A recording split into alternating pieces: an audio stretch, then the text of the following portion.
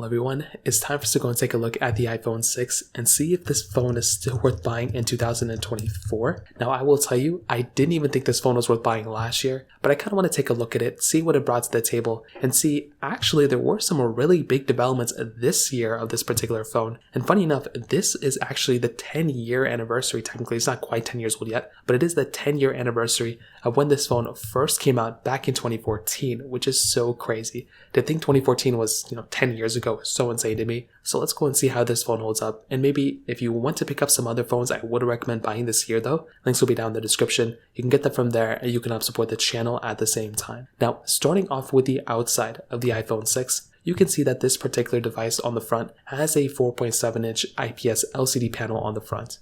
Now, with this type of panel, I will tell you, it's really not even that bad of a screen. I think there's a lot of screens that have came out throughout my whole entire life of owning phones that really weren't the best. And with this type of display, it's not really that bad. And even for a 10-year-old phone, it really isn't that terrible. Now, there were other phones that came out in 2014 that basically had a better display than this thing. I think the Galaxy S5 or S4, one of those phones came out this particular year. And I did think that had a pretty good panel. That probably had the best panel of that time. The LG G2 or G3 or G4 also came out around this area too. But I will tell you the iPhone 6 for having this type of panel is not bad. And I do think it's actually a pretty good panel when it comes down to it. You're getting the top bezel and the bottom bezel on this thing. Touch ID 1 on the front of this panel, which really isn't that bad either. And that's kind of it on the front. It's obviously an outdated looking phone, but if you think about it, the iPhone SE3 kind of looks like this particular device, so it doesn't really seem that outdated on the front. On the sides, you can see you have like a kind of a curved side on the sides of this phone. On the bottom, you're getting a lightning port and a headphone jack, which is really nice to have. I love having a headphone jack. I love having,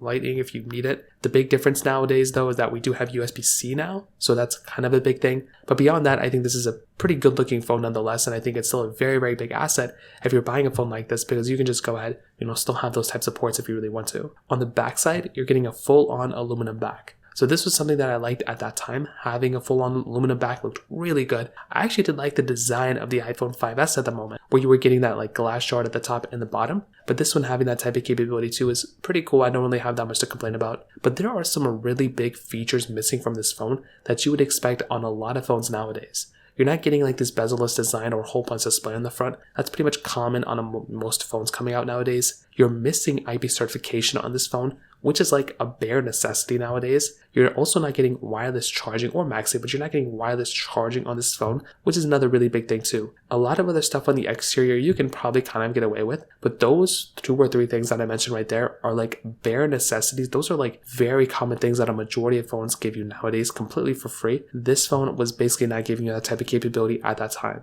So just one of those like other small things to kind of keep in mind there too. Beyond that though, I will tell you this phone, it was a good upgrade coming from the iPhone 5S from a size standpoint, because it was supposed to be a bigger phone compared to the iPhone 5S at the time. So that was really good. You were getting the Plus model at this time as well. And this kind of started the release of 2 different iPhones at the same time. Before this, Apple was making like 1 iPhone at a time every year, and then maybe like a cheaper one. Apple, basically for this one started the small one and the big one. They wanted a small iPhone and then the big iPhone right after. A very smart thing that they did, and I was really happy when they actually ended up doing stuff like this, because this was a very, very smart thing they ended up doing. So I will tell you with the outside, it still looks like a pretty decent iPhone. It definitely doesn't look like a bad iPhone by any means at all. Now in terms of the camera side of things, this was actually not that terrible of a camera at that time. It had an 8 megapixel standard camera on the back and a 1.2 megapixel standard camera on the front. So you can do 1080p videos at 60 frames per second on the back and 720p videos on the front. And I will tell you, like, this is really not that bad of a camera.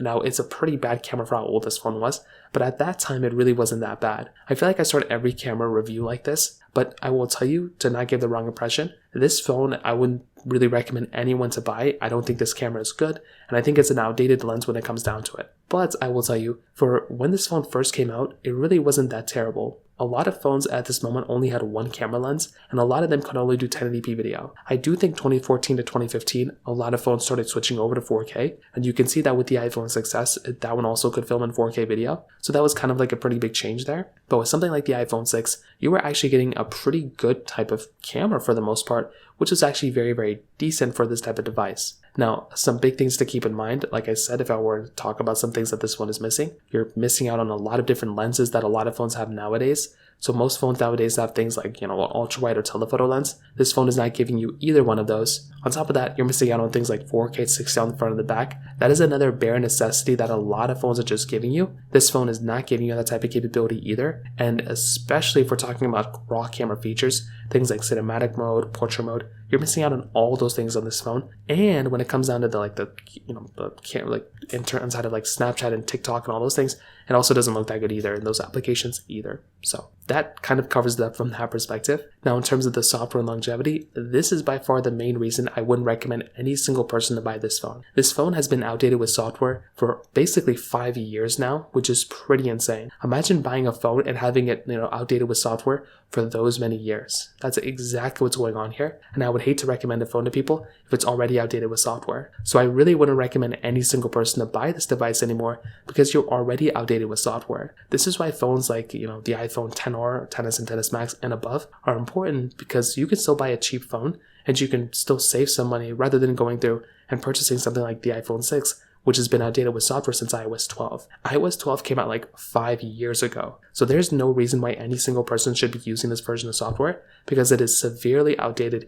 You were getting such a limited version of software on it, and I could not recommend I would avoid, using a phone on iOS 12 right now. Even though you're still getting security updates, a lot of applications are also not even able to be downloaded on iOS 12 anymore either. That should be a pretty big turnoff for a ton of people of purchasing something like the iPhone 6. So keep that in mind, but that kind of covers it up there. Now, in terms of performance, this device had that Apple A8 chip inside of it with 1 gigabyte of RAM. Now, that is a pretty slow performing phone, nowadays, but at that time, it was like a decent performing phone. It really wasn't that big of a performance jump coming from the iPhone 5S, but it still was a pretty good performing phone at that time. And I remember when I was messing around with this phone at that moment and I was comparing it against all the other phones, even nowadays when I compare this phone against, other 2014, 2015 devices, it still actually holds up fairly well. Like, it's not really that slow. The iPhone 6S was a pretty big performance jump, to be honest, but this device was actually okay. It was very it was good. But it wasn't something like brag worthy. Like, I wouldn't say this was a great performing phone at the time. The 6S was a pretty good performing phone. This one, pretty much middle of the road. It's kind of what you'd expect from an iPhone. They weren't really focused on the performance of this phone. They were